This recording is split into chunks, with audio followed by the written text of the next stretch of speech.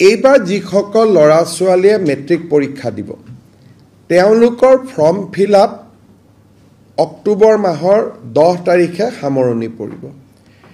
এইবাৰ form fill আপত আমি তেওঁলোকক অনুৰোধ কৰিছোঁ যাতে তেওঁলোকে বেংক একাউণ্ট নম্বৰটো দিয়ে আৰু কেবিনেটে আজি অনুমোদন কৰিছে যে 1 নৱেম্বৰৰ পৰা মেট্ৰিক শেষ নোহোৱা পৰ্যন্ত প্ৰত্যেকজন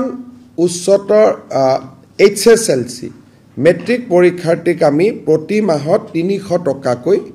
তেওঁলোকৰ বেংক একাউণ্টত দিম। এই টকাখিনি তেওঁলোকে বুকছ কিনিব পাৰিব, নোটবুকছ কিনিব পাৰিব, নিউট্ৰিচিয়াছ ফুড ল'ব পাৰিব। অৰ্থাৎ 5 লাখ ষ্টুডেণ্টে মাহত 300 টকাকৈ অলমষ্ট